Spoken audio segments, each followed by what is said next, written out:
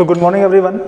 आज का जो हमारा वीडियो का टॉपिक है वो फिर से सरफेस एरिया एंड वॉल्यूम है क्लास 10th के लिए। ठीक है, तो इस वीडियो के लेक्चर का जो सीरीज़ है उसमें अब पार्ट 3 आ रहा है और पार्ट 3 में जैसे मैं अभी बेसिकली करा रहा हूँ, मैं अभी एनसीईआरटी के क्वेश्चंस को यहाँ पे सॉल्व करा रहा हूँ। ठीक है, आप ये समझिए कि ये जो चैप्टर है इसमें क्लास 10th में मैंने पहले ही बताया कि कॉम्बिनेशन ऑफ सॉलिड्स है।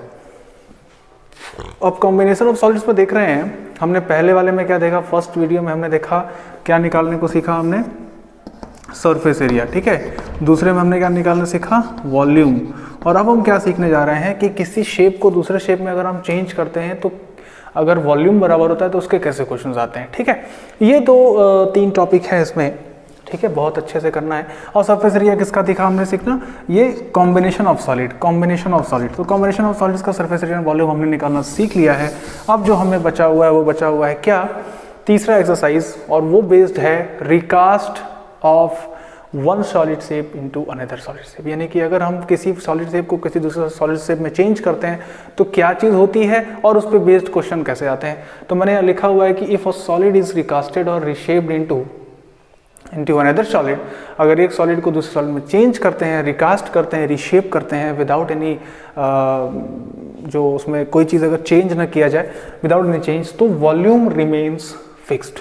ठीक है, या कांस्टेंट। जो उन दोनों का वॉल्यूम है वो दोनों क्या हो जाएगा, फिक्स हो जाएगा। तो इस प्रॉपर्टी की मदद से हम इसके क्वेश्चंस करेंगे। चलिए मैं एक पहला क्वेश्चन आपको यहाँ करके दिखाता हूँ। तो क्वेश्चन नंबर 1 कह रहा है, क्या कह रहा है क्वेश्चन नंबर 1 कि a metallic sphere of radius 4.2 centimetre is melted and recast into a shape of cylinder. तो you have a sphere, right, you have a sphere and it is recasted into a shape of cylinder. उसको cylinder में change किया गया। ठीक है, क्या कह रहा है कि मेटल स्फीयर है जिसका रेडियस है 4.2। अब इसका रेडियस जो है वो 4.2 सेंटीमीटर का है। इसको रिकास्ट किया जा रहा है किसमें, एक शेप ऑफ सिलेंडर में जिसका रेडियस 6 सेंटीमीटर है। तो भाई इसका रेडियस 6 सेंटीमीटर है। कह रहा है कि इसकी हाइट बताइए, find the height of the cylinder. इसकी हाइट बताइए। भाई आपने अभी देखा कि अगर एक शेप को दूसरे शेप में चेंज किया जाता है तो क्या हो जाता है, वॉल्यूम सेम हो जाती है। तो अकॉर्डिंग टू क्वेश्चन हो जाएगा हमारे पास कि volume of cylinder is equal to volume of sphere. ठीक है, volume of sphere. What is volume of cylinder, volume of cylinder होता है पाई आर स्क्वायर एच। लेकिन यहाँ आर जो है वो थोड़ा सा चेंज है, तो मैं इसको R1 कह देता हूँ और इसका जो R है उसको मैं R2 कह देता हूँ। यानी कि R1 हमारे पास है 6 सेंटीमीटर, R2 हमारे पास है 4.2 centimetre and we need to find the H of the cylinder, right. तो what is the volume of cylinder, you are knowing pi r square h. What is volume of sphere, 4/3 by r cube. But यहाँ का R हमने माना हुआ है R1, तो इसको लिखेंगे R1, R2 माना हुआ है तो इसे लिखेंगे R2, नहीं तो हम कैंसिल कर देते तो गड़बड़ हो जाती। Now you know this, these both pi's are multiplied, so you can cut it over. What is R2? Oh, sorry, R1. R1 is 6, so this is 6 square into H is equal to 4/3 into R2. What is R2? 4.2 whole cube.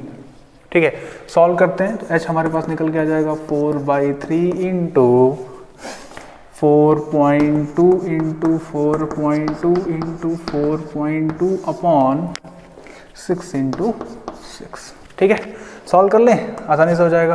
3 1 जा 3, 3 14 जा 42 होता है, यानी कि 1.4 आएगा। 6 1 जा 6, 6 7 जा 42 होगा 0.7, ये हो जाएगा 0.7। तो सॉल्व करने पे हमारे पास h क्या मिलेगा, देखिए h हमारे पास मिलेगा, नीचे डिनोमिनेटर में तो कुछ बचा नहीं, 4 into 1.4 into 0.7 into 0.7, 4 into 1.4 into 0.7 into 0.7। ठीक है, सॉल्व कर लेंगे, आपको आंसर 100% मिलेगा। ठीक है, कुछ डेसिमल में आएगा, आप डेसिमल को चाहो तो चेंज कर सकते हो। तो 4 इंटू 1.4 इंटू 0.7, 0.7 जा 0.49। अब देखो, चाहो तो मैंने कहा ना कि अभी डेसिमल चेंज कर सकते हो। ये देखो, अगर मैं इसको थोड़ा राउंड ऑफ कर दूं तो 0.49 एक्चुअली लिखा हुआ है 0.5। ठीक है। तो इसको मैं ज़रा सा राउंड ऑफ करके कर रहा हूँ, तो ये 1.4 इंटू 0.49 लिख दिया मैंने, 0.5 राउंड ऑफ हो गया। अब देखो फ़ायदा क्या मिला इससे, कैलकुलेशन मेरी थोड़ी सी आसान हो जाएगी। 0.5 का मतलब होता है 1/2, मतलब 0.5 का मतलब होता है 5/10, 5/10 को कैंसिल करते हैं तो 1/2 आता है, यानी कि हाफ। अब ये हाफ किसी चीज़ का करते हैं तो हाफ हो जाता है अभी, तो अगर वो 0.54 का से मल्टीप्लाई करें तो 2 हो जाएगा, एंड 2 इंटू 1.4 करोगे तो 2.8 अप्रॉक्स वैल्यू आएगी। सेंटीमीटर में लिखना चाहिए था मुझे ना, सेंटीमीटर। भाई यूनिट नहीं भूलना है, मैंने पीछे प्रीवियस वीडियो में बताया था कि यूनिट नहीं भूलना है। तो एच जो हो गया वो करीबन 2.8 सेंटीमीटर का आ गया। कब? जब हमने इसको शेप को रिकास्ट किया दूसरे शेप में, ठीक है। अब ये अप्रॉक्स वैल्यू है, अगर आप चाहो एग्जैक्ट तो एग्जैक्ट वैल्यू भी आप मल्टीप्लाई करके निकाल सकते हो, उससे कोई दिक्कत नहीं है, आएगा लगभग इतना ही, ठीक है। चलिए, तो ये हमने क्वेश्चन नंबर 1 कर लिया। आते हैं क्वेश्चन नंबर 2 पर। क्वेश्चन नंबर 2 क्या कह रहा है भाई? क्वेश्चन नंबर 2 मतलब इसमें जो क्वेश्चंस हैं वो काफ़ी आसान, काफ़ी सुलभ होंगे, आपको करने में आसान लगेंगे, और इसके क्वेश्चन इंपॉर्टेंट भी हैं, आपके हर क्लास में भी ज़रूरी है। क्वेश्चन नंबर 2, क्वेश्चन नंबर 2 देखिए क्या कह रहे हैं कि एक मेटेलिक स्फेयर है, अच्छा sorry, metallic spheres of radii 6, 8 and 10 centimetre respectively. तो you have 3 metallic spheres, let's suppose this is smaller one, this is bigger and this is the biggest one. तो इसका रेडियस दिया हुआ है R1 वो है 6 सेंटीमीटर, इसका R2 दिया हुआ है 8 सेंटीमीटर, और इसका R3 दिया हुआ है 10 सेंटीमीटर, ठीक है। तो ये हैव 3 मेटेलिक स्फेयर्स। अब क्या कह रहा है कि metallic spheres of radii 6, 8 and 10 centimetre respectively are melted to form single solid sphere. तो इनको मेल्ट करके एक बड़ा सा सिंगल सॉलिड स्फेयर किया गया है, बनाया गया है। तो find the radius of resulting hemisphere, sphere, यानी कि इस R को रेडियस बताना है, ठीक है। यानी कि आपको R बताना है ये कितना है। अगर ये R1, R2, R1 और ये R3 है तो भाई इसको मेल्ट किया, रिकास्ट किया दूसरे शेप में, तो वॉल्यूम क्या हो जाएगा? फिक्स, यानी कि volume of first one should plus volume of second one plus volume of third one should be equal to the volume of next one. इसको ऐसे ना लिख करके यार ऐसे लिखो ना, यानी कि volume of this should be equal to volume of 1, volume of 2, volume of 3। Volume of 1 is how much? 4/3 because this is a sphere, so 4/3 pi R1 cube plus 4/3 pi R2 cube plus 4/3 pi R3 cube should be equal to 4/3 pi R cube. Taking all 4/3 pi in common, so you are getting 4/3 pi in common. R1 is 6 cube plus R2 is 8 cube. This is 10 cube. Okay. This would be equal to 4/3 pi R cube. 4/3 pi and cancel to each other. So this is 6 cube is 216, 8 cube is 512, and this is 1000. Now after solving, what you get? 1, 2 plus 6 8, 1 plus 1 2, 5 plus 2 7, last का ये बना रहा है, ठीक है। तो ये R cube आ गया, तो वी नीड R। तो cube root of 1728 is actually 12 centimetre, यानी कि radius of this resulting sphere is 12 centimetre, ठीक है। So this is your question number 2। कितना आसान था, आसानी से हमने देखा कि ये, बस हमें ये पता होना चाहिए कि भाई अगर हमने इसको चेंज किया हुआ है किसी दूसरे शेप में तो हमें कितना आसानी से चीज़ें प्राप्त हो सकती हैं। चलो इसके बाद हम करते हैं क्वेश्चन नंबर 4। देखिए अब क्वेश्चन नंबर 4 देखते हैं। वेरी इंपॉर्टेंट क्वेश्चन और वेरी जेन्युइन क्वेश्चन, समझ रहे हैं, मतलब ये बहुत ही एक तरीके से समझिए ना आप ये आप सराउंडिंग में देख भी सकते हैं, एकदम प्रैक्टिकल क्वेश्चन है। क्या क्वेश्चन कह रहा है कि a well of diameter 3 metre is dug 14 metre deep. एक कुआं है, उसको आपको खोदना है, ठीक है। एक कुआं जो है वो खोदा जा रहा है, और कितना मीटर उसका जो ओपनिंग है वो है 3 मीटर ऊंची, 3 मीटर और चौड़ाई में ये एक कुआं जो है बनाया जा रहा है, 14 मीटर गहरा उसे खोदा जा रहा है। ठीक है, मतलब उसका जो ऊपरी सरफेस है वो गोल होता है ना, कुआं देखा होगा आप लोगों ने, तो वो गोल सा होता है वो 3 मीटर डायमीटर का है और 14 मीटर डीप जो है वो बनाया गया है। मतलब यहाँ पे आपको ये दे दिया गया है कि ये 14 मीटर डीप है और इसका जो रेडियस है वो भी 3/2 मीटर है, क्योंकि डायमीटर तो 3 है पूरा, तो रेडियस तुम्हारा 3/2, हमें रेडियस से मतलब होता है। चलिए और क्या कह रहा है, the earth taken out it has been spread evenly all around it in the shape of circular ring of width 4 meter to form an embankment। अब आप देखे होंगे जो कुआं होता है उसके चारों तरफ कुछ बैठने के लिए जगह होती है, ठीक है ना, तो वो एम्बैंकमेंट जैसा कुछ बनाया गया है। तो मान लीजिए वो कुछ 4 मीटर चौड़ा कह रहा है कि बनाया हुआ है, वो कुछ ऐसे है।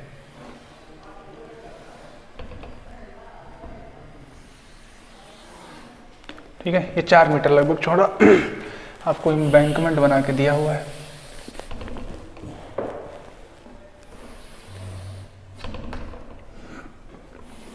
ये 4 मीटर चौड़ाई है इसकी।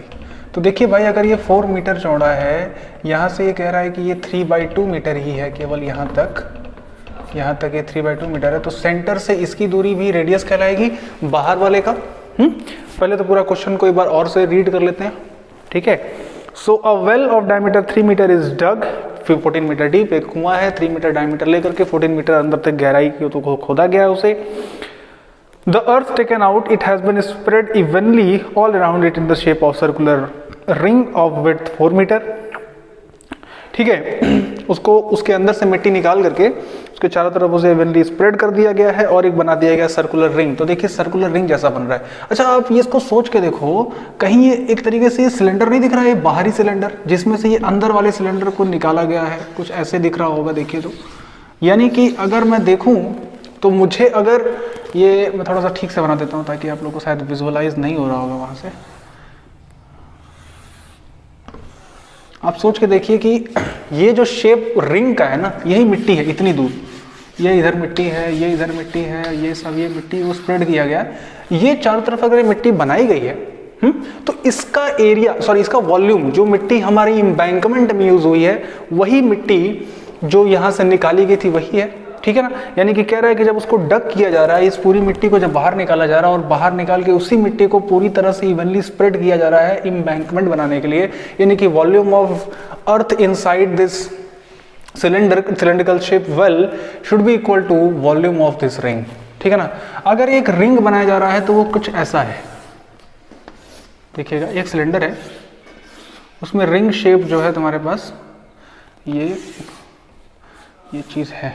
ठीक है, तो अगर केवल इतने दूरी का मुझे निकालना है, केवल ये दूरी मुझे निकालनी है, ये दूरी निकालनी है, तो मैं करूंगा क्या, वॉल्यूम ऑफ टोटल में से वॉल्यूम ऑफ इनसाइड सिलेंडर निकाल दूंगा। ठीक है ना, वॉल्यूम ऑफ इनसाइड सिलेंडर निकाल दूंगा, हमारे पास आंसर आ जाएगा volume of this ring shaped cylinder. ठीक है, तो बस वॉल्यूम ऑफ दिस सिलेंडर, देखो वॉल्यूम ऑफ अर्थ जो निकाला गया है वो यहाँ पर है, तो वॉल्यूम ऑफ अर्थ निकाला गया है मतलब वॉल्यूम ऑफ सिलेंडर। ठीक है, क्योंकि सिलेंड्रिकल शेप में निकाला गया है तो सेम शेप हो जाएगा। तो यानी कि अकॉर्डिंग टू क्वेश्चन यहाँ हो जाएगा volume of embankment is equal to volume of cylinder. अब चलिए कुछ यहाँ पे अब रिक्वायर्ड पॉइंट्स देख लेते हैं। पूरा क्वेश्चन मैंने अभी भी नहीं पढ़ा है, तो अगर ये पढ़ा जाए तो a well of diameter 3 metre is dug in 4 metre deep, the earth is taken out and evenly spread all around it in the shape of circular ring of width 4 metre to form an embankment, so find the height of embankment. यानी कि इसकी height बतानी है भाई, ये कितना है, यही आपको पूछ रहा है कि हाइट कितना है। तो यानी कि क्या क्या दिया हुआ है, रेडियस R1 मान लीजिए, किसको, रेडियस R1 मान लीजिए आप अंदर वाले सिलेंडर का। ठीक है ना, अंदर वाले सिलेंडर का रेडियस जो दिया हुआ वो देखिए 3/2 मीटर दिया हुआ है, और बाहर वाले जो ये सिलेंडर दिख रहा है, बाहरी सिलेंडर यहाँ पर इतने इस वाले सिलेंडर का, वो उसको R2 मान लीजिए, वो हो जाएगा 4 + 3/2। जैसा कि मैंने बताया कि वो चीज़ ऐड हुई है। ठीक है ना, यहाँ से यहाँ तक 3/2 है और यहाँ से वो 4 है, तो जब ऐड करेंगे तो हो जाएगा 4 2 8 9 10 11/2 मीटर। ठीक, ये आपका रेडियस हो गया। चलिए फिर क्या कह रहे हैं, हाइट ऑफ यानी कि H1 ये दिया हुआ है 14 मीटर और आपको वही H2 बताना है। क्यों? सही बात है। एम्बैंकमेंट का वॉल्यूम मैंने कहा था कैसे निकालेंगे, तो चूंकि ये रिंग शेप्ड सिलेंडर है तो अंदर वाले सिलेंडर यानी कि देखो इतने दूर का सिलेंडर, ये इतनी दूर का सिलेंडर, देखो भैया जब ये इतनी दूर का सिलेंडर निकाल लो, ये भी H ही है, H2 माना हुआ है, वो एक्चुअली H है, उसको आप H मान लीजिए और वो कितना है ये बताना है आपको, ठीक है। तो भैया इतने दूर का सिलेंडर को बाहर करना है, इतने दूर के सिलेंडर की हाइट कितनी है? H ही है, और बाहर वाले सिलेंडर की हाइट कितनी है? H1, या माने माना हुआ है। तो अब मैं करूँगा क्या, एम्बैंकमेंट निकालने के लिए बाहर वाले यानी कि बाहरी सिलेंडर शेप में से अंदर वाले सिलेंडर के एरिया को वॉल्यूम को माइनस कर दूंगा, यानी कि volume of outer cylinder minus volume of inner cylinder, ये किसके बराबर हो जाएगा? वॉल्यूम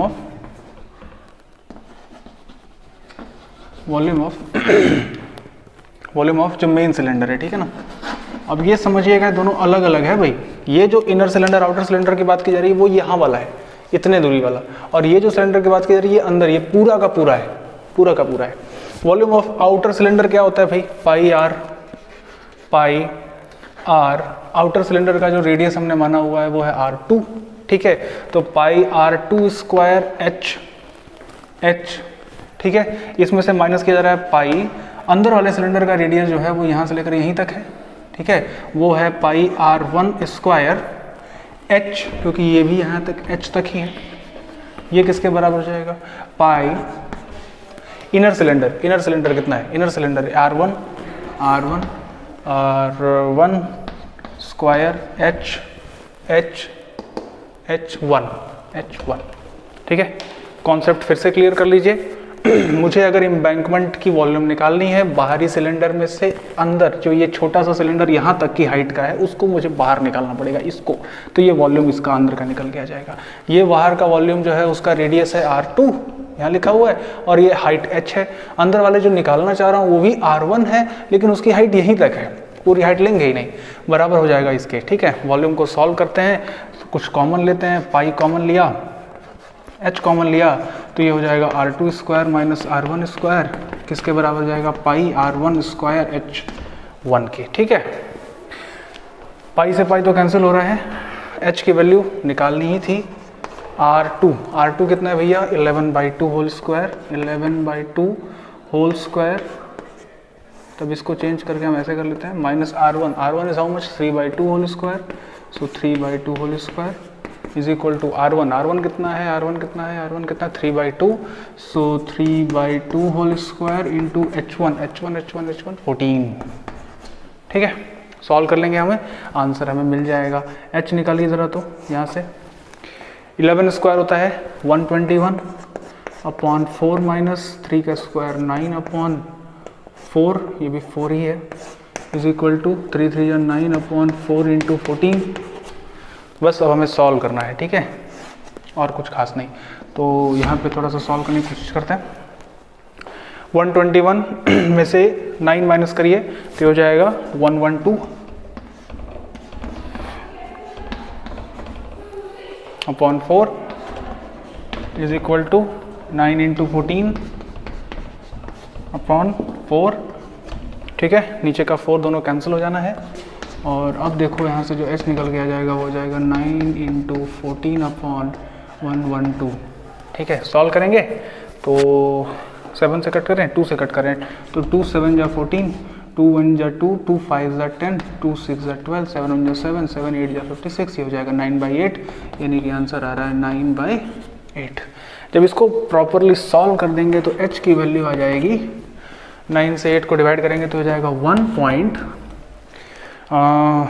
यहाँ बचेगा 1, 0 लिख देंगे तो 8 1 जा 8, 8 2 जा 16, 8 5 जा 40 हो जा रहा है मीटर में, यानी कि H जो निकल के आ जाएगा 1.125 मीटर की ऊपर सतह जो है, इतनी ऊपर वो एम्बैंकमेंट बनाई जा रही है। अगर ये मिट्टी की मदद से एम्बैंकमेंट बनाई जा रही है तो वो कौन सी मिट्टी? जो इसके अंदर खुदी हुई थी, ठीक है। ये आपका क्वेश्चन हो गया। इसी बार आराम से बारीकी से समझ लीजिएगा। अगले क्वेश्चन की तरफ बढ़ते हैं हम।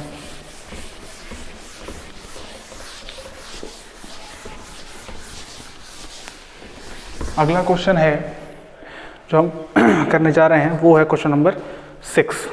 ठीक है, अब हम सारे इवन वाले कर देते हैं, ऑड वाले आप लोग कर लीजिएगा। ठीक, क्वेश्चन नंबर 6 क्या कह रहा है?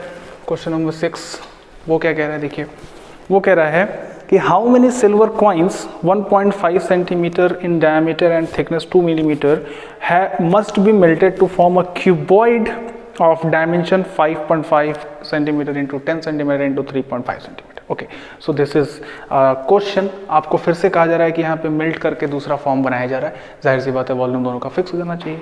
अब आपको अगर सिल्वर कोई कॉइन दिखे तो किस शेप का दिखेगा? जाहिर सी बात है आप लोग जब सिल्वर कॉइन देखोगे तो आप कह दोगे भैया वो स्फीयर शेप का है। नहीं, वो स्फेरिकल नहीं है। अगर आप उसको ठीक से देखेंगे तो वो एक्चुअली एक क्यूबॉइड है, सॉरी सिलेंडर है। देखिएगा वो ऊपर की सतह आपको ऐसी दिख रही होगी उसकी गोल, और थोड़ा सा नीचे भी तो होगा ना उसका। तो ये जो निचला हिस्सा है ये आपको जो कॉइन दिख रहा है ये कॉइन है। तो ये विड्थ आपको देखनी होगी, ये जो हाइट है छोटी सी वो दिया होता है, यानी कि सिलेंडर का शेप का है। तो कह रहा है कि how many silver coins of diameter this, यानी कि इसका डायमीटर दिया हुआ 1.75 mm इसका डायमीटर है, और इसकी जो थिकनेस है यानी कि इसकी जो चौड़ाई है, मोटाई है, वो दिया हुआ है 5 mm। ये 5 mm है, थोड़ा सा बड़ा लिख देता हूँ मैं, 5 mm। कह रहा है कि इसको मेल्ट करके बनाया जा रहा है क्या? एक क्यूबॉइड। ठीक है, एक क्यूबॉइड बनाया जा रहा है।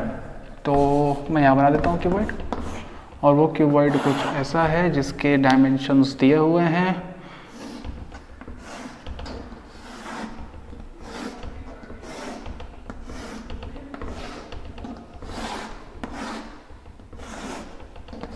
ठीक है, इसकी लेंथ दी हुई है 5.5 सेंटीमीटर, ब्रेड दिया हुआ है 10 सेंटीमीटर, और हाइट दी हुई है 3.5 सेंटीमीटर। आप हालांकि इसको कुछ भी कह सकते हैं, डायमेंशन में हम ये नहीं कह सकते कौन सी हाइट कौन सा बेस, लेकिन length into breadth into height के रूप में लिखा जाता है, समझ लीजिएगा। ठीक है, कह रहा है कि कितने कॉइन्स की ज़रूरत पड़ेगी कि ये बन जाए। तो मान लीजिए कि जितने भी कॉइन्स की ज़रूरत हो उन सभी का वॉल्यूम ही इसमें चेंज हो रहा है कि नहीं? तो let us suppose you need n number of coins, so let n number of coins are required.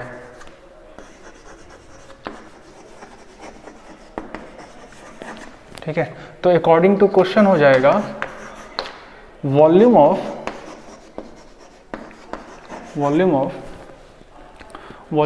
One cylindrical shaped coin should, अच्छा, volume of one cylindrical coin को अगर n बार जोड़ा जाए या n से मल्टीप्लाई कर दिया जाए तो उतने वो नंबर ऑफ कॉइन्स मिल गए। ठीक है, जो कि किस में बदल सकते हैं? Volume of a cylinder. यानी कि सोचिएगा, मान लीजिए ये कॉइन है, ये कॉइन है, ये कॉइन है, ये कॉइन है, ये कॉइन है, सब सिमेट्रिकल है। इन सभी कॉइन्स को मेल्ट करके ये क्या बना दिया जा रहा है? क्यूबॉइड। तो volume of this, volume of this, volume of this, volume of this, volume of this, volume of this is should be equal to, जब इनका सम किया जा रहा है तो वॉल्यूम ऑफ दिस हो जाएगा, है कि नहीं? तो मान लिया कि ये कितने हैं, मुझे पता तो है नहीं, मान लिया वो n नंबर ऑफ कॉइन्स हैं। अब देखिए ये कितना है, ये एक है, एक का सिलेंडर, ये मतलब सिलेंडर है, तो एक कॉइन का जो तुमने वॉल्यूम निकाला तो इतना उसका भी होगा, उतना ही इसका भी होगा, उतना ही इसका भी होगा। यानी कि अगर हम सभी का निकालना चाहें और उन्होंने n मान लिया है तो एक वॉल्यूम निकाल करके, एक सिलेंडर का वॉल्यूम निकाल करके n से मल्टीप्लाई कर देंगे तो टोटल का निकल के आ जाएगा, और वो किसके बराबर होगा? क्योंकि चूंकि इसको इसके शेप में रिकास्ट किया गया है तो इसके वॉल्यूम के बराबर हो जाएगा। तो मैंने वही लिखा है, n into volume of one cylinder should be equal to volume of cuboid. देखिए यहाँ फिर से गलती हो रही थी, क्यूबॉइड। ठीक है, क्योंकि क्यूबॉइड में चेंज किया जा रहा है। चलिए, बहुत ही आसान है। n into volume of one cylinder क्या होता है? Pi r square h should be equal to volume of cuboid, length into breadth into height. ठीक है, n जरा देखते हैं, पाई देखते हैं, थोड़ा रहने देते हैं पाई को। ठीक है, r कितना है? 1.75 सेंटीमीटर इन डायमीटर है, तो 1.75 का आधा रेडियस हो जाएगा, क्योंकि स्क्वायर है तो 2 बार मल्टीप्लाई करेंगे। हाइट दिया हुआ है इसकी 5 मिलीमीटर, सब कुछ मिलीमीटर में ही है। ओके, ये सेंटीमीटर में है सब, तो इसको हमें चेंज करना पड़ेगा डेफिनेटली। तो लेंथ को अगर हम सेंटीमीटर से मिलीमीटर में चेंज करते हैं तो 10 से मल्टीप्लाई करेंगे, करेक्ट। तो हमने यहाँ 10 से मल्टीप्लाई किया तो ये 55 हो जाएगा, अगर इसको 10 से मल्टीप्लाई किया तो ये 100 हो जाएगा, और इसको मल्टीप्लाई किया तो ये 35 हो जाएगा। ठीक है, let me check my values are okay और not. Yes, this is okay actually. यहाँ पे सेंटीमीटर में दिया है, देखिए मैंने ये छोटी सी गलती की है, ये मिलीमीटर नहीं सेंटीमीटर में है, तो इसको भी मुझे मिलीमीटर में चेंज करना पड़ेगा। तो जब इसको मैं 1 सेंटीमीटर में 10 मिलीमीटर होता है ना, तो अगर 1 सेंटीमीटर में तुमने अगर मिलीमीटर में चेंज किया तो ये 0.75 हट जाएगा और यहाँ आ जाएगा 17.5, ये 17.5 हो जाएगा। इसको चेंज करना पड़ा है हमें, तो इसका जो रेडियस हो जाएगा वो 17.5/2 मिलीमीटर हो जाएगा। पहले हमने सेंटीमीटर को मिलीमीटर में चेंज किया, फिर 2 से डिवाइड करके रेडियस निकाल लिया। ठीक है, चलिए सॉल्व कर लेते हैं। सॉल्व करने पे आपको यहाँ पाई की वैल्यू क्या रखना था भाई, हमें 22/7 चलो रख ही लिया जाए। अब देखो भाई बस सॉल्व करना है। ठीक है, तो n जो तुम्हारा हो जाएगा वो हो जाएगा 55 × 100 × 35 इंटू, ये नीचे से सारे ऊपर चले जाएंगे, तो 2 × 2 × 7 अपॉन 22 × 17.5 × 17.5 × 5। ओके, 5 1 जा 5, 5 11 जा 55, 11 1 जा 11, 11 2 जा 22, this 2 can cancel two this 1। 7 से अगर हम कट करेंगे 35 के टेबल में आई थिंक जानते हो क्या आता है, 175 आता है। अच्छा, मैं अगर इसके डेसिमल को हटाना चाहूँ, थोड़ा सा ध्यान से देखिएगा, I need to resolve this decimals, तो मैं क्या करूँगा, नीचे मैं 100 से मल्टीप्लाई करूँगा, तो न्यूमरेटर में भी मैं 100 से मल्टीप्लाई करूँगा, नीचे का मतलब डिनोमिनेटर में, ताकि बैलेंस रहे। तो जैसे ही मैं डिनोमिनेटर में बैलेंस किया 100 से मल्टीप्लाई करके, तो मेरे पास जो वैल्यू आएगी, मैं अभी सब मिटा रहा हूँ, क्या आ जाएगी इधर देखिएगा,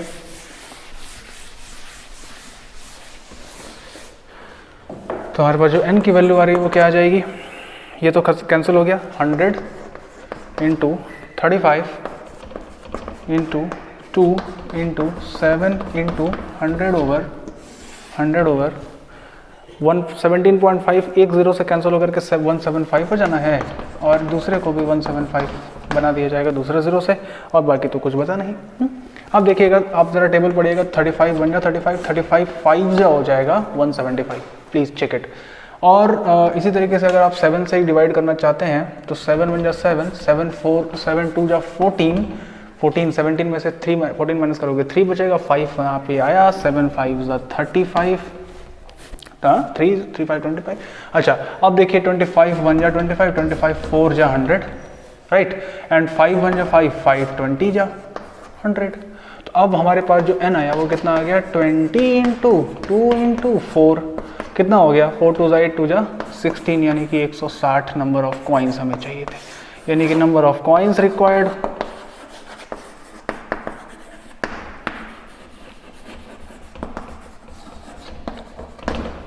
इज हाउ मच, 160। क्यों चाहिए, ताकि हम इसे रिकास्ट करके क्या बना सकें, एक ऐसा क्यूबॉइड जिसका लेंथ हो, ब्रेड्थ हो और हाइट हो, यानी कि उसकी डायमेंशन हो 5.5 centimetre, 10 centimetre into 10 centimetre into 3.5 centimetre. ठीक है, तो ये आसानी से आपको समझ में आएगा। क्या करना था बताइए, फिर वही वॉल्यूम का इस शेप में दूसरे शेप में चेंज करना, इतना ही तो करना था, और क्या करना था, है ना। चलिए भाई, एक लास्ट क्वेश्चन आज का देख लेते हैं, क्वेश्चन नंबर 8। क्वेश्चन नंबर 8 बहुत ही अच्छा क्वेश्चन, थोड़ा सा परेशान करने वाला हो सकता है, शायद आप लोगों को परेशान करे, थोड़ा सा लेंथी होगा तो मैं इसे मिटा देता हूँ ऊपर से। और let me check my video is running और not. Okay, it is on. Last question, question number 8। Water in a canal, water है कैनाल में, ठीक है ना, देखा होगा। 6 metre wide, 1.5 metre deep, is flowing with the speed of 10 km/h. How much area will it irrigate in 30 minutes if 8 centimeter standing water is needed? Okay, ये थोड़ा सा उलझाऊ क्वेश्चन है, बहुत अच्छा क्वेश्चन है, बट कॉन्सेप्ट डेवलप करने के लिए बहुत अच्छा क्वेश्चन है। ठीक है, देखिएगा, वाटर इन अ कैनाल, तो वाटर कैसा है कैनाल में, 6 मीटर चौड़ा है, ठीक है। तो मान लीजिए कि वो 6 मीटर चौड़ा कुछ ये कैनाल है, ठीक है। अब मैं इसको पहले समझाता हूँ। देखो मान लो ये इतना चौड़ा कैनाल है, ठीक है, वो 6 मीटर है, इतना दूर ये 6 मीटर है एंड 1.5 मीटर डीप। तो ये चीज़ जो है इतना, ये 1.5 मीटर डीप भी है, मतलब ये 6 मीटर का 6 मीटर की जो विड्थ है उसमें 1.5 मीटर वो गहरा भी है वो कैनाल, और वो ऐसे बह रहा है उसमें पानी। किस स्पीड से बह रहा है, वो कह रहा है भाई मैं स्पीड से बह रहा हूँ 10 किलोमीटर पर आवर, मतलब 1 घंटे में मैं 10 किलोमीटर जा रहा हूँ। तो सोच के देखो ये कुछ ऐसी बात कर रहा है क्या?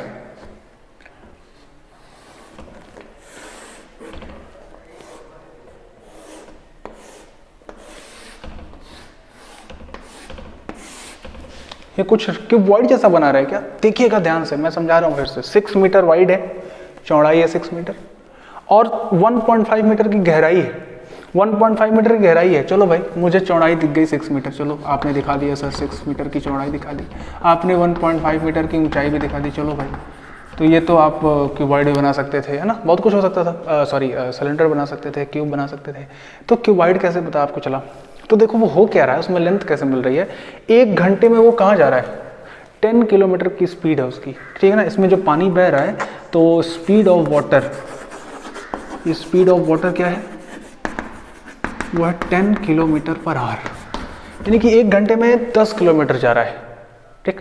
1 घंटे में 10 किलोमीटर जा रहा है, मैंने ये मान लो 1 घंटे तक वो पानी बहा, तो कहीं ना कहीं कुछ दूरी तय किया होगा कि नहीं, वही वो दूरी यहाँ लेंथ है, क्योंकि पानी जो है इसके अंदर ऐसे ऐसे फ्लो कर रहा है, ऐसे ऐसे फ्लो कर रहा है। तो 1 घंटे के बाद वो 10 किलोमीटर पहुँच रहा है, यानी कि वो उसकी लेंथ हो गई। इसको ना हम मिनट में कन्वर्ट कर लेते हैं और किलोमीटर को मीटर में। तो 1 किलोमीटर को जब चेंज करोगे मीटर में तो 1000 से मल्टीप्लाई करोगे, 10 पहले से था 1000 हो गया। आर को मिनट में चेंज करोगे तो 60 से डिवाइड करोगे, तो ये हो जाएगा मीटर पर मिनट, यानी कि 1 मिनट में ये 10,000/60 मीटर जाएगा। तो इसकी जो लेंथ निकल के आ गई वो कितनी निकल के आ गई, इसको अगर मैं कैंसिल कर दूं तो ये हो जाएगा 1000/6 मीटर, ठीक है। मतलब देखना 1 मिनट के अंदर ये इतनी दूरी चल रहा है। तो सोच के देखो, इतना चौड़ा जो है आपके पास, 6 मीटर चौड़ा आपके पास एक कैनाल था जो कि 1.5 मीटर गहरा था, और 1 मिनट में वो वहां तक गया हुआ है। कितनी दूरी तय किया, तो ये कुछ क्यूबॉइडल शेप बन रहा है। फिर कह रहा है, यहाँ तक तो वैसे समझ में आ गया होगा, how much area will it irrigate in 30 minute if 8 metre standing water is needed. अच्छा, तो एक लैंड है, सुनिएगा, अब ये लैंड है। ये लैंड कैसा है, ये भी भाई कुछ ऐसा है, चौकोर शेप में है, ठीक है। इसमें 8 मीटर ऊंचा तुम्हें पानी चाहिए, 8 सेंटीमीटर पानी चाहिए ऊंचा, सेंटीमीटर, भाई भी कहा 8 मीटर तो बहुत ऊंचा हो जाएगा। 8 सेंटीमीटर पानी ऊपर चाहिए, तो कुछ फिर से देखो तुम्हें ऐसा दिख रहा है क्या? ये बनाया, ये बनाया, ये बनाया, ये क्या क्यूबॉइड दिख रहा है आप लोगों को? आई थिंक ये क्यूबॉइड दिखना चाहिए, हाँ क्यूबॉइड दिख रहा होगा। तो अगर नीचे से तुम्हारा जो बेस दिख रहा था तुम्हें, अगर वो रेक्टेंगुलर था, ठीक है, तो 8 मीटर ऊपर 8 मीटर स्टैंडिंग वाटर तुम्हें चाहिए, यानी कि यहाँ से लेकर के यहाँ तक ये 8 मीटर है, 8 सेंटीमीटर है, इसको तुम्हें इतना ऊंचा चाहिए था। तो कह रहा है कि कितनी एरिया हम इरिगेट कर सकते हैं। मतलब बेसिकली अगर इसका ये लेंथ होता और ये इसका अगर ये ब्रेड्थ होता तो हमें L/B चाहिए। फिर से पढ़ता हूँ, how much area will it irrigate in 30 minutes if 8 minute standing. अगर 30 सेकंड तक इस कैनाल से 30 मिनट तक अगर पानी निकाला जा रहा है, पानी अगर हम अपने खेत में छोड़ रहे हैं और 8 मीटर ऊपर उठ जाए, तो कितनी एरिया वो कवर करेगा आधे घंटे के अंदर, ठीक है ना। आधे घंटे के अंदर अगर लगातार पानी नीचे आ रहा है, देखो यही पानी फ्लो करके इसके अंदर गिर रहा है, तो ये आधे घंटे तक अगर ये हम आए इस पर और 8 सेंटीमीटर अगर हम ऊपर पानी को उठा दिए, तो कितनी एरिया वो कवर कर रहा है उस खेत की, उस लैंड की, ठीक है। ये निकालना है, कितना आसान है। जितना पानी इसके अंदर था वही पानी हम कहाँ इसके अंदर डाल रहे हैं, यानी कि volume of this in 1 minute, volume of this जो कि चाहिए था 30 मिनट के लिए। तो क्यों ना मैं 30 मिनट का पहले ही निकाल लेता, ये भी कर सकते हैं। या हम पहले ही इसमें देख लें कि 30 मिनट तक इसमें पानी कितना है, वही पानी इसमें डाल दे रहे हैं, ठीक है, आंसर आ जाएगा। तो इन 30 minutes quantity of water in canal quantity of water in canal कितना हो जाएगा, quantity of water in canal हो जाएगा 30 इंटू 1000 अपॉन 6, 6 1 6, 6 5 30, मल्टीप्लाई करोगे तो 5000 आ जाएगा मीटर। यानी कि अगर ये 30 मिनट की बात की जा रही है तब चौड़ाई तो बदलेगी नहीं, ऊंचाई तो बदलेगी नहीं, केवल ये बदल जाएगा क्योंकि ये पानी फ्लो कर रहा है ना, पानी फ्लो कर रहा है। तो कितना हो जाएगा बस बेसिकली आधे घंटे के अंदर इसमें 5000 मीटर तक की दूरी तक का जो है लेंथ जो है उतना पानी मिल गया हमें। अब इसी डायमेंशन में देखो ये डायमेंशन मिल गई हमें क्यूबॉइड की, ये लेंथ, ये ब्रेड्थ, ये हाइट, यही पानी पूरा का पूरा इसमें चला जाना है, ठीक है। तो जितना वॉल्यूम इसमें होगा उतना ही इसमें भी होगा, यानी कि वॉल्यूम ऑफ सो इसका वॉल्यूम कितना हो जाएगा भाई, length into breadth into height is given 8 centimetre. ध्यान दीजिएगा 8 सेंटीमीटर में है। अब मैं क्या करूँगा, इसको मीटर में चेंज कर लेते हैं 100 से डिवाइड करके। तो ये 100 से डिवाइड हो गया, सब कुछ मीटर में चला गया क्योंकि अब इधर सब कुछ मीटर में है, ठीक है ना। तो length into breadth into this one should be equal to the water kept here in 30 minutes. तो 30 मिनट्स में वाटर कितना केप्ट हुआ है इसमें, 5000 इंटू 6 इंटू 1.5। बस सॉल्व कर लेंगे, आंसर आ जाएगा। सॉल्व कर लें भाई। तो L इंटू बी हमें चाहिए था ना, व्हाट इज द एरिया। तो एरिया हो जाएगा 5000 इंटू कुछ गड़बड़ हो गई चौक में, 6 इंटू 1.5 ओवर, अच्छा 100 से मल्टीप्लाई कर लो इधर, ओवर 8। सॉल्व कर लेंगे, L इंटू बी निकल के आ जाएगा। मैं यहाँ सॉल्व कर देता हूँ। तो लेंथ इंटू ब्रेड्थ हो गया है, 4 से मल्टीप्लाई करेंगे, 4 2 8, 4 25 100, 2 से मल्टीप्लाई करेंगे 2 2 3 6, मल्टीप्लाई कर लो तो हो जाएगा 5000 इंटू 3 इंटू 1.5 इंटू 25। ठीक है, सॉल्व कर लीजिए। ये हो जाएगा 25 25 125, ये हो जाता है 125 इंटू 45, या रहने देते हैं 0 0। देखो 2 जीरोस थे, 3 जीरोस थे, 1 जीरो मैं इसके साथ मल्टीप्लाई कर दे रहा हूँ तो 15 हो जाएगा, है ना। तो 0 0 रहने दिया, इंटू 3 इंटू 15 कर लेते हैं, अलग अलग सॉल्व कर लेते हैं। तो 3 5 ज़ा 15, 3 5 ज़ा 15 को 5, 3 5 ज़ा 15 को 5, कैरी 1 1, 3 2 ज़ा 6 प्लस 1 7, 3 1 ज़ा 3 इंटू 15। ओके, टाइम हो गया। चलो कोई बात नहीं, लास्ट मल्टीप्लिकेशन कर लेते हैं। 0 0 से मल्टीप्लाई किया, 15 5 ज़ा 75 को 5 कैरी 7, 15 7 ज़ा 105, सो प्लस किया तो ये हो जाएगा 112, 2 कैरी 11, 15 3 ज़ा 45 and 11 is 56 metre square. Question में ये था कि इतना पानी 30 मिनट के अंदर बह रहा था, ये पानी को मुझे खेत में उतारना था और उसकी ऊंचाई मुझे 8 मीटर, मतलब वो पानी जो है ना वो 8 मीटर ऊंचा होना चाहिए था। तो 8 मीटर ऊंचा हो गया यहाँ पे। तो उसकी एरिया, कितना एरिया वो कवर कर रहा है, तो ये इतनी एरिया कवर कर रहा है आधे घंटे में, ठीक है ना। तो ये आपका आंसर इस तरह से आता है। तो ये एक बड़ा टेक्निकल क्वेश्चन था, अच्छा क्वेश्चन था, इसको टेक्निकल क्या, एक अच्छा क्वेश्चन कहेंगे, समझने वाला क्वेश्चन कहेंगे। बस ये समझ में नहीं आता है कि वो पूछना क्या चाहता है ना। तो कितना आसानी से हमने निकाला। वीडियो फिर से रिमाइंड करिएगा, आप देखिएगा, आपको समझ में ज़रूर आ जाएगा। अगर समझ में नहीं आता है तो एक बार फिर से आप इसको कमेंट सेक्शन में दीजिए, मैं ज़रूर इसको बना करके दिखा दूंगा आपको, ठीक है। चलिए, तो बस आज के लिए इतना ही। ये एक्सरसाइज भी अब समाप्त करता हूँ मैं। चलिए, धन्यवाद।